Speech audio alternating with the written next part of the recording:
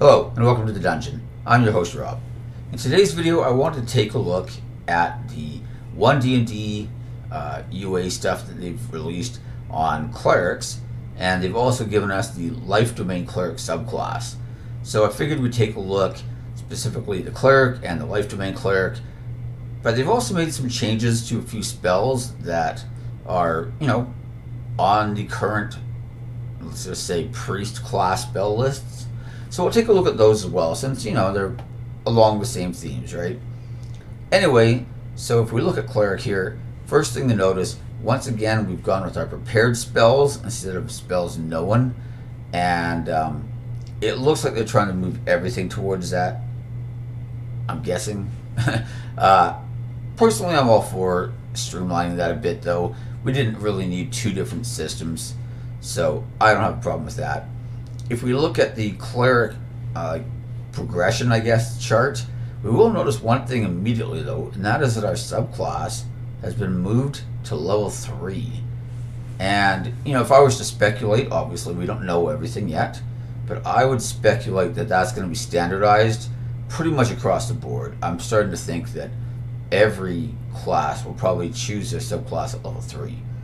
And Jeremy Crawford and others have kind of indicated the idea that they sort of want to move away from these one level dips for things like Hex Blade or heavy armor from your War Cleric or Twilight Domain Cleric or whatever else, And it seems like they want to make multi-classing a bit more of a commitment. I kind of have mixed feelings on that, but it does get ridiculous when just, half the builds take one level of Hexblade, right? So I don't blame them for that. Anyways, we'll take a look at some of the other changes. And like I said, we'll take a look at the spell changes as well. So, D8 hit points per level, no change there. We've got our same saving throws. Skills in the skills section, it looks like they've moved religion away from intelligence and moved it to wisdom, which is a welcome change, because as a cleric you always kind of felt like you were obliged to take religion, but then you sucked at it because you probably dumped int. So that was always very unfortunate.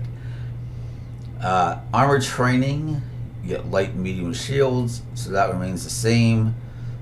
Obviously certain subclasses give you other options, of course, right? And so now they're calling it armor training too now, instead of armor proficiencies. But no big deal, right? Anyways, at level 1 we now get our channel divinity. This was something we normally got at level 2, but now it would be at level 1, it's looking like.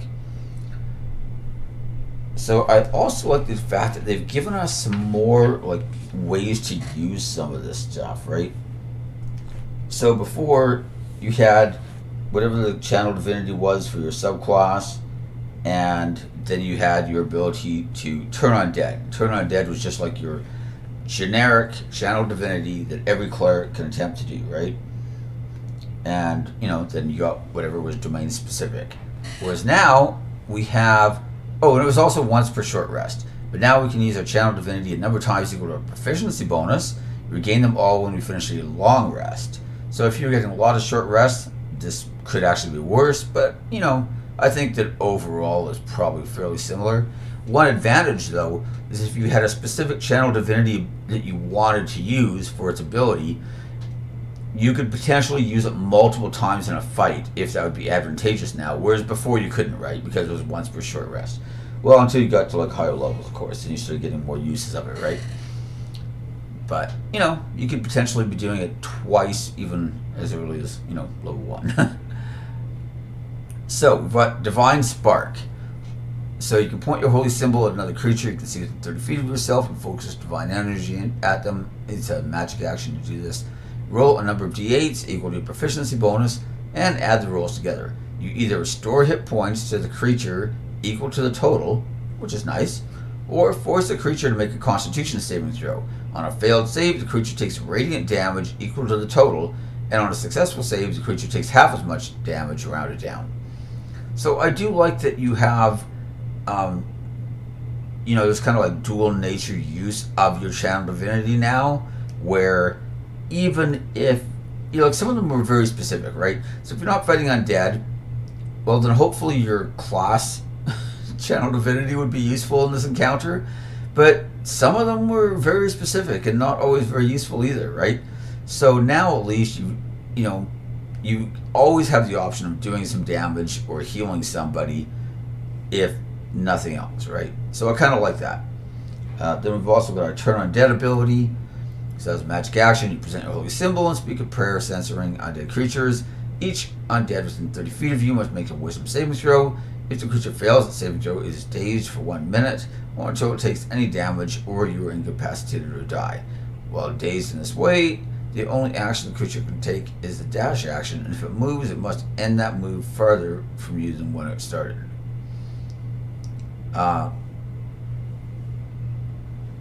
Fairly similar to how it used to work, right? Before, they just had to move away from you. They can't be willing to move towards you.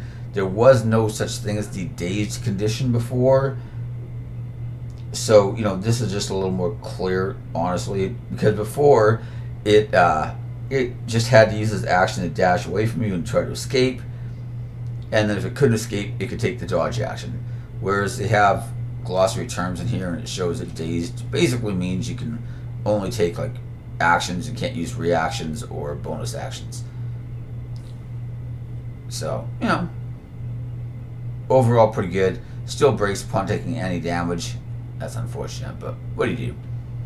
So anyway, spell casting, of course, your cleric, so obviously you got your spells, your spell slots, your spell casting ability, your spell casting focus. That stuff we all know. Level 2, Holy Order. So this is a new feature entirely, and I actually really like this. So you've dedicated yourself to one of the following sacred roles, either on your own or as part of a religious order. Choose one of the following options. You can take Protector, train for battle. You gain martial weapon proficiency and heavy armor training. Option 2, Scholar, studying and teaching about lore of the gods and the multiverse. You gain proficiency in 2 of the following skills of your choice: Arcana, History, Nature, Persuasion, and Religion. Whenever you make an ability check using either of these skills, you gain a bonus to the check equal to your wisdom modifier. So that's also quite nice. Just makes it far more likely that you're going to succeed. And, if you're already using wisdom, you're probably guaranteed to make it. And even if you weren't, that suddenly increases your chances a lot. Anyways, option number 3, Thaumaturge. Delving deeper into your divine magical abilities, you can prepare 1 extra 0-level spell from the divine spell list. See your spell casting feature for more information on preparing spells. In addition, you regain 1 expended use of your channel divinity whenever you finish a short rest. So this is pretty cool because it actually kind of allows you to use your channel divinity the way that it used to work. I mean, technically you're only getting 1 back, whereas if you were high enough level, you could be getting multiples back, right? But it also means that you can be using them proficiency number of times a day, but also regaining 1 every time you finish a short rest. And you could take 4 short rests in a day if you have enough time, right? So potentially this could give you a lot more uses of your channel divinity. But the thing I really like about this Holy Order ability is that it also allows you a little more freedom to like mix and match, right? So a great example that I was thinking of before I made this video is before, let's say you were multi-classing, a cleric was somebody, let's say like a paladin or a fighter or somebody else who already gave you heavy armor proficiency, right? And then you wanted to grab, like, we'll say like Twilight Domain, for example, right? Well, now you weren't getting anything by the bonus proficiency from Twilight because you already had that heavy armor, for example, right? Whereas now, because that would come from Protector, you just like, go to level 2 and say, oh, I don't need Protector. I've already got all that from my fighter levels. So instead, I'm going to take Scholar or a Thaumaturge. And, or maybe you took a multi-class and you specifically still wanted heavy armor. Well, now it's just got 2-level commitment instead of 1, but you can dip those 2 levels and grab Protector. And I just like that extra level of flexibility where I can kind of play with it a little more, and maybe if I want this or I can take that or whatever, just in general, the more options the better. And I feel like removing some of those options from the domains and making them their own feature just kind of allows you to like kind of mix and match a little bit more. So, in general, I approve, right? Anyways, level 3, subclass. So in this case, it says you gain the life domain subclass or another cleric subclass of your choice. But the life domain is the one that goes through here, right? So level 4, we get our ASI or a feat. That's the same as everybody else. Well, I should say ASI will be a feat. Because, yeah. Level 5, Smite Undead.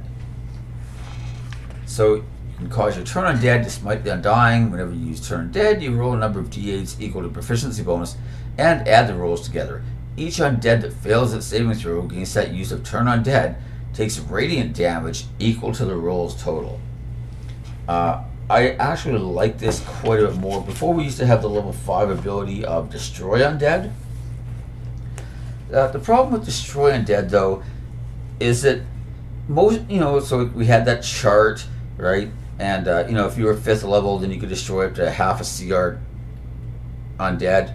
Problem is that by the time you could just outright destroy them, most of them weren't that challenging to the party anyway, right? Like by 17th level, you could destroy a CR4 or less undead outright.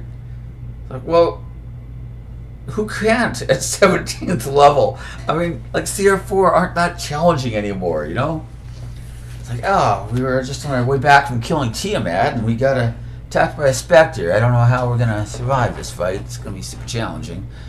But anyways, in this case, the really weak undead are probably going to get either heavily damaged or just outright destroyed by the damage anyways from the d8s. So I don't really see that as being a problem.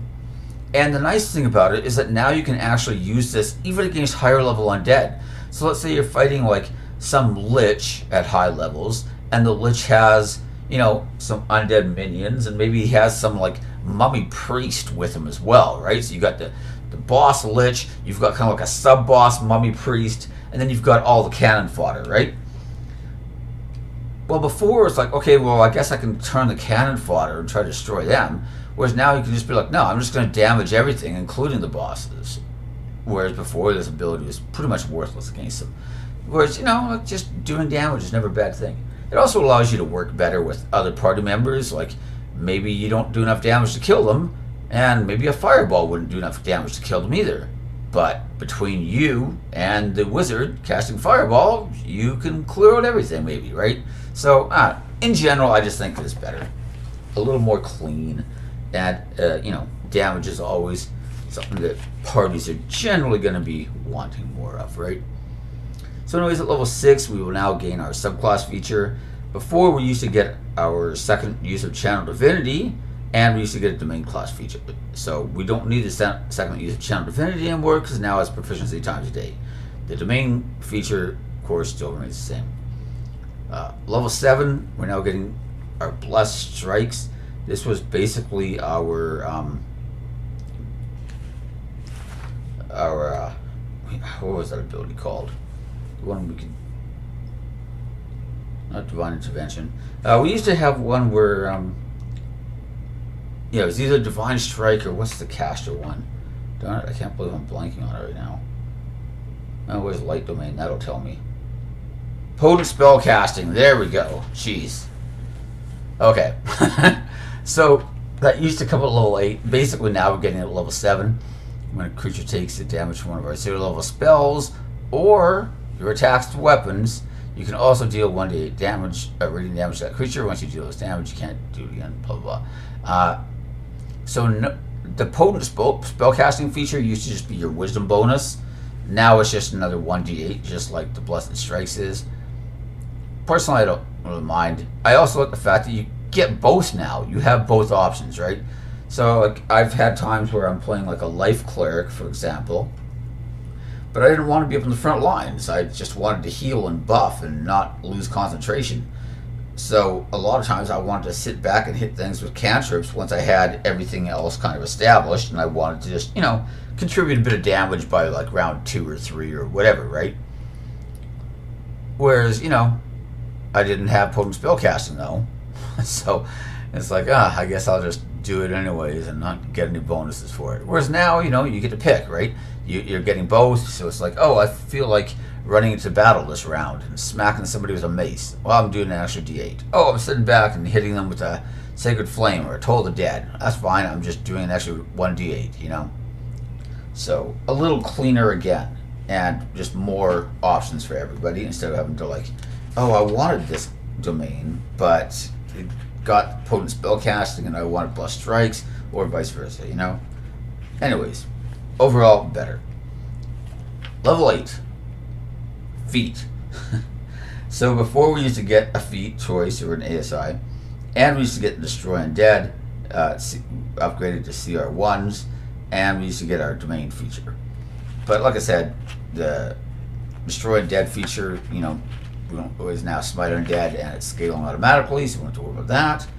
And our subclass feature has been moved to level 10 instead. So at 9, we're getting Holy Order. Our Sacred Duties have expanded, allowing us to choose a second option from the Holy Order feature. So out of those 3, we will now have 2. Before, we got nothing at 9, though, so, other than spell upgrades, of course, right? And physical spells, which is, not nothing, that's for sure. But, now we're getting that and this. Level 10, we're getting our subclass feature, like I said. We used to get Divine Intervention, but that's now moved to 11, as we can see. 11, we used to get another upgrade, Destroy Undead, but like I said, who cares? We won't even bother mentioning Destroy Undead anymore. We already know what's going on there. So, Divine Intervention, it's pretty much exactly the same as before. As an action, describe assistance you seek. Roll percentile dice. If you roll a number equal to or lower than your cleric level, the divine power intervenes, right? The DM chooses the nature of the intervention. The effect of any divine spell is appropriate. So it looks like they're trying to steer you away from wish territory and move you more to, divine spells. But that's fine. So another change, though, is that now, if it occurs, it can't happen again for another 2 dice 6 days.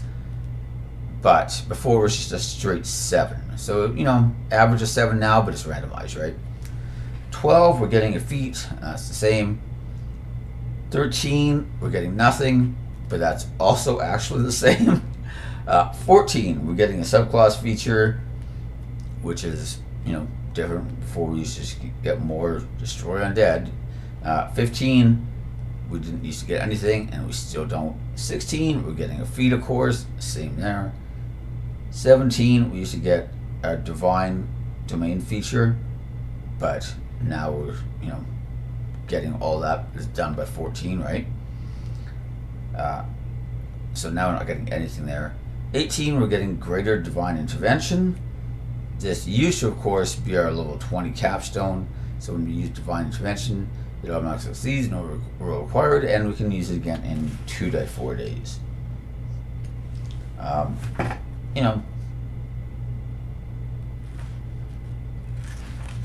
Probably shorter. Before it used to still just be 7 days regardless. So, now you're looking at like an average of 5. So, not a lot better, but better. 19, we're getting a feat, of course. And at 20, we're getting one of our epic boons, which is hopefully actually epic. So, of course, they have a list of prepared spells for you to choose, which are probably not the best choices ever. But, that's for you to determine, in my opinion, not for them. So the life domain. So as we can see, we kind of like everybody else, we're getting our features at 3, 6, 10, and 14. This seems to be pretty standardized across the board too so far. So at level 3, we're getting a spell list here of prepared spells. This obviously used to start at level 1 because we used to choose our domain at level 1. But obviously that's not happening anymore. So we're getting Lesser Restoration and Prayer of Healing, Mass Healing Word, Revivify, Aura of Life, Death Ward, Greater Restoration, and Mass Cure Wounds. Most of the list is the same, but there are a few changes here and there. Like we're not getting Raised Dead anymore, but we still have Revivify, so that's alright with me. Aura of Life is different too, actually. But overall, it's mostly still the same, and definitely within the same, themes and ideas, right? So we're also getting the Disciple of Life ability. Your healing spells are empowered by life itself. When a spell cast with the spell slot restores hit points to a creature, that creature regains additional hit points on the turn you cast the spell. The additional hit points equals 2 plus the spell's level. So there are some important differences here. Obviously, the most applicable will probably be like the Goodberry change. So people would sometimes take one level of Life Cleric just so they could have like super good berries on like a ranger or a druid or something like that. But this one now says on the turn you cast a spell. So if you cast good berries that turn, then I guess you're the luck. And if you didn't, then they're not providing any extra healing whatsoever, right? But it's also worth noting there are some other things that could be relevant too. Like it says, a spell you cast with a spell slot restores hit points to a creature, which means that if you cast, say, a Cure Wounds or something into a ring of spell storing, and then use that later to heal somebody, there's not going to be any extra benefit from that either, right?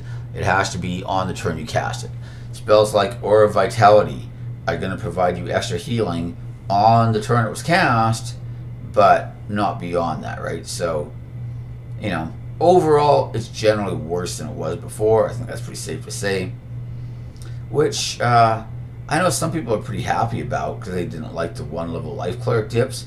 But honestly, I kind of felt like one-level Life Cleric dips were one of the things keeping Life Clerics kind of relevant. I mean, come on, who's playing Life Cleric right now if you could play Twilight or Peace? Like, come on, let's be serious here.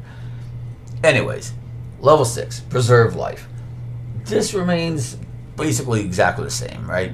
So you can use your Channel Divinity to heal a group of critically injured. As an action, you expand one use of your Channel Divinity and present your Holy Symbol, restoring a number of hit points equal to 5 times your Cleric level. Choose any creatures within 30 feet of yourself. You can choose yourself and divide those hit points among the chosen creatures. This feature can bring a creature's current hit points to no more than half its hit point maximum.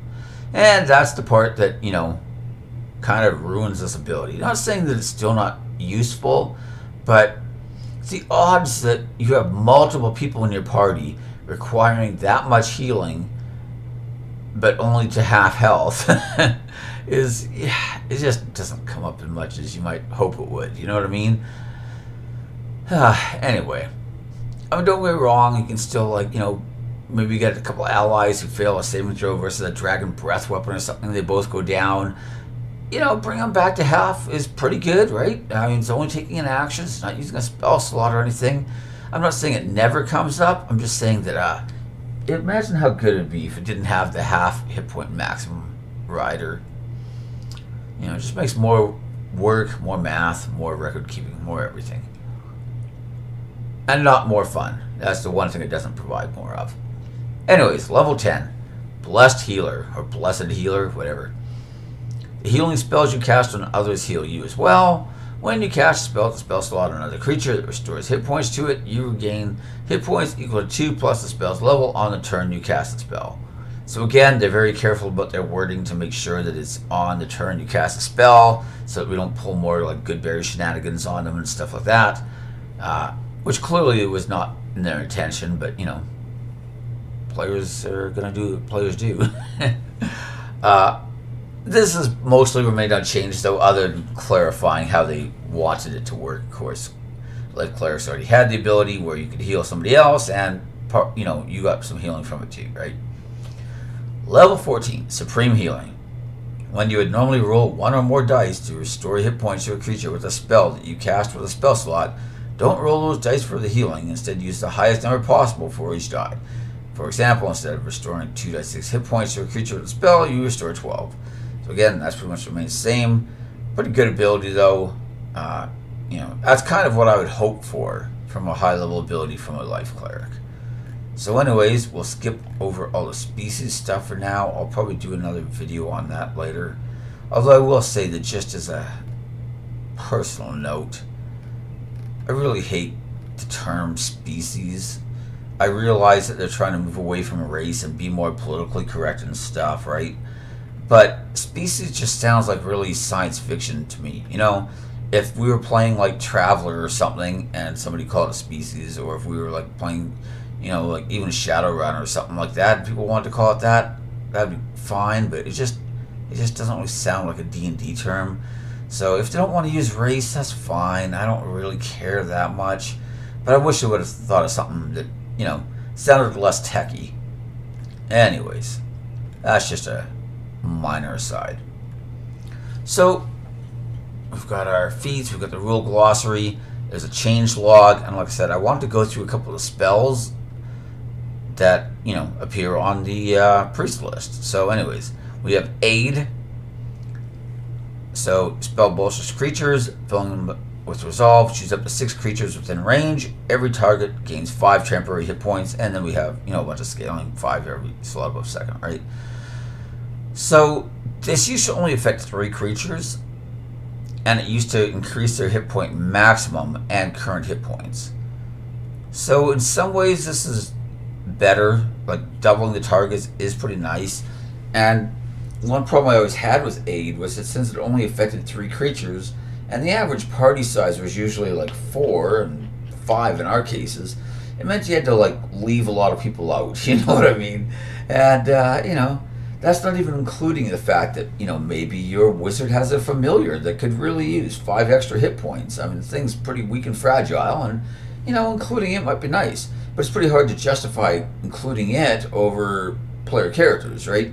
Getting to hit 6 targets means that, you might be able to include the wizard familiar, or the warlock familiar, or whatever, right? I was going to say you could do the paladin's horse, but you could be a paladin and do it to your own horse, by casting the Aid spell while riding a horse, so I guess that's not really as much of an issue.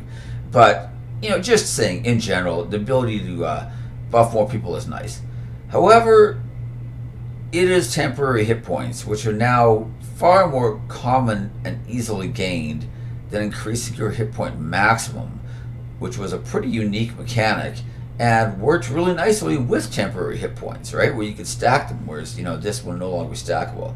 So I feel like it's a less powerful spell that affects far more targets. I don't know if I like that or not. I guess I'd have to see it and play a bunch before I made a decision on it. I don't know that it's the worst change ever, though. So, whatever. We'll just move on from it. What else do we have for spells? Banishment. Okay, so Banishment got considerably worse. So, you attempt to send one creature, blah, blah, blah, Christmas save, whatever, right? So, the creature now gets automatically banished to a demi-plane, whereas before, a lot of times they'd get banished to their home plane if they're from a different plane, right? If the spell lasts on a target for 1 minute, and the target is an aberration, a celestial, an elemental, a fate, or a fiend, the target doesn't return, that's most the same. It's instead transported to a random location on a plane associated with this creature type. Like I said, now it's in a pocket demi-plane regardless, and then after that would go back to its home plane, which before it just went back to its home plane. However, there are a few problems here. Oh, and of course the scaling, right? The problem, though, is that while in the demi-plane, the target is incapacitated. At the end of each of its turns, the target can repeat the save, ending the spell itself on a success. So before, it was kind of a one-shot, all or nothing, right? Where you could banish a creature, and as long as you don't lose concentration, it's going to be gone for that 1 minute at a time. Now, though, it gets saving throws at the end of every single one of its turns, which means that it's pretty unlikely that you're going to be able to banish it long term, especially if you're using it on things like, celestials and fiends. A lot of times, specifically those two, often have magic resistance, giving them advantage on the save. So even if spell save DC is really high, just the fact that they're rolling with advantage means that, they could just get lucky and come back. And I already kind of have an issue with some of these all or nothing type spells where, if they make a saving throw, or if they get to roll with advantage, make it more likely, or maybe they have legendary saves. The problem is that these spells then do absolutely nothing, right? So maybe I didn't know something had a legendary save. I try to banish it, and all of a sudden now it just does that, and now I'm down a spell slot. I've used my action, and, I've done absolutely nothing except for, I guess, force them to use one use of their legendary saves, right? Whereas, a lot of other spells will still take effect regardless. But this gets even worse when they just get constant attempts to try to come back.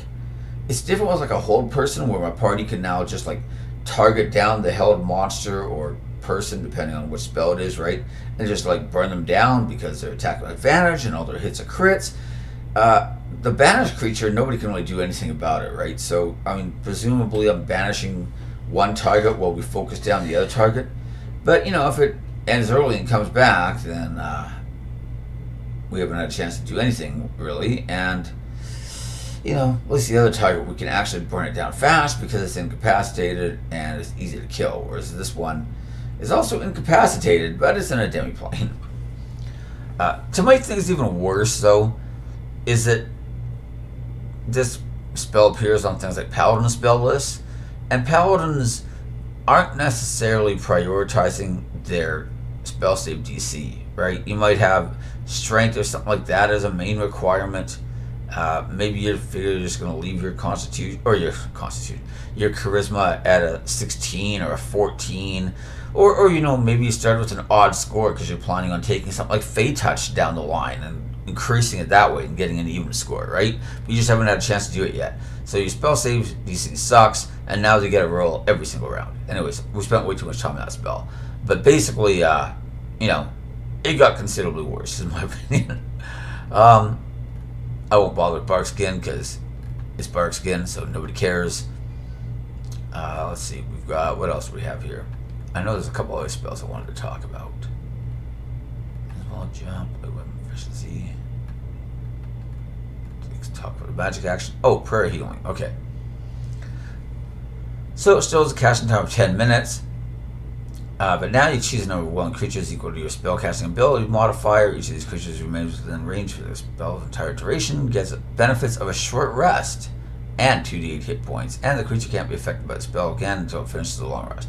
However, giving somebody a short rest benefit is actually really nice, and in my opinion makes this spell much more useful, where, having 10 minutes to basically rest might not be the best thing ever to cast a spell, but I could be in a situation where I can afford 10 minutes and can't afford an hour. That does happen sometimes. Usually my philosophy is if I have 10 minutes, I've got an hour, but that's not always the case. So I do think the spell gets considerably better now that you can recharge things like short rest abilities, right? Resistance. I think this was a huge buff to this spell. Resistance was it's kind of like guidance in a way, where you could like buff somebody's save, except it was just 1,000 times worse. Because guidance is the kind of spell where you can cast it on somebody in preparation for them doing an action. So the rogue wants to disarm the poison trap, right? And he's about to roll, and then you're like, oh wait, have guidance. Or somebody wants to make a jump over the chasm, and you're like, wait, have guidance. Or, whatever other case might be, right? You need to make an observation roll, and, I guess you're the cleric, so you're probably going to have a good observation roll since it uses wisdom. But, you're searching for whatever, hidden clues, treasure, whatever, right? Cast guidance on yourself and then do the search, So, guidance was something you could prepare for. But a lot of times you didn't know you were going to need to make a saving throw until you made the saving throw, so resistance was not very good. But now it uses a reaction, which I think is way better. Coincidentally, or perhaps not so, guidance is also now using a reaction. So no more preparing for it the way I just set everything under guidance as it currently is, right? It looks like they're both going to reactions, so I don't necessarily have a problem with that, especially in guidance's case, because I think guidance was somewhat abusable.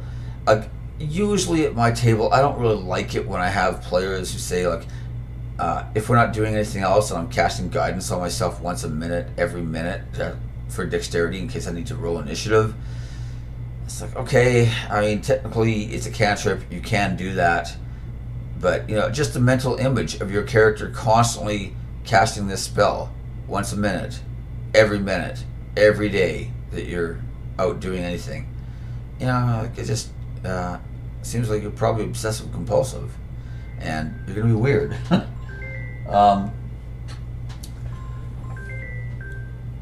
Either way, though, both of them are going to reaction. We also have spiritual weapon. Spiritual weapon remains mostly the same except for a couple key differences. Number one, concentration. Number two, though, it scales better now. It used to be 1 die 8 for every 2 spell levels above second. Now it's just 1 die 8 for every spell level above second. So the scaling is considerably better, but concentration is considerably worse. So, you know, once again, make of that as you will. I think that if you wanted to upcast spiritual weapon and you had nothing better to do with a bonus action, I think that it actually becomes significantly more useful as a spell. But one of the things people love to do with things like spiritual weapon would be to cast a different spell to concentrate on, say like a Spirit Guardians as an example, and then follow that up with a spiritual weapon which didn't use concentration, and being able to layer the two together was, you know, really, really nice, whereas now that's just not going to be available. So I still have a hard time, you know, if I wanted a Spirit Guardians and it's going to be doing damage to everything nearby me and reducing their movement speed,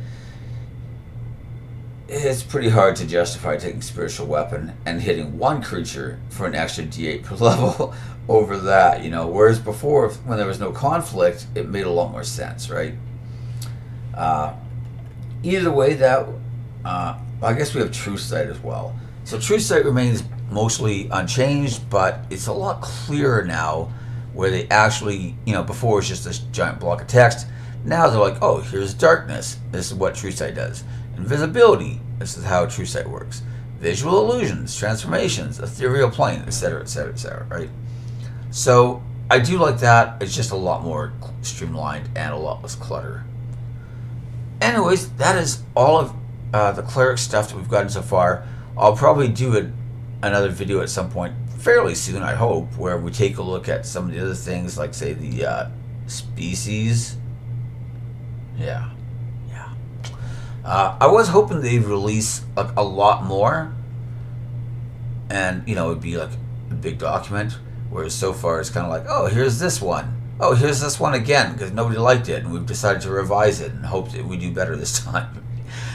You know, which is fine. Like, it's good that they're listening to player feedback and stuff, and people have been filling out the surveys, and they've clearly been paying attention to them and stuff. So, you know, all those things are good, right? Anyways, though, that's everything for this video. Thank you for watching. Feel free to like, subscribe, ring the bell for notifications, and most importantly, leave me your comments in the comment section. I am curious to see how many people are like looking forward to you know, our one D&D coming out. How many people are just kind of resigned that, like, oh well, I guess it's gonna happen sooner or later, kind of thing.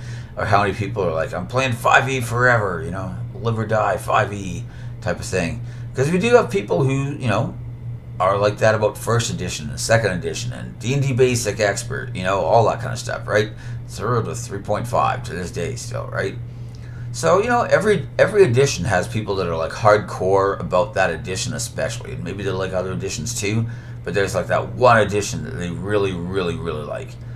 And, you know, every time they come up with a new edition, there's always that danger that some of the players just aren't going to come with it, right? But I'm always curious to see how things shape up. And so, you know, that's one of the reasons I like to do these videos and kind of cover it and read everything through. And I usually read it through a couple times before I do a video on it, because I just don't want to, you know, do a bad job and miss a bunch of stuff, right? But anyways, that's everything. Thank you for watching, and I'll see you next time. Bye.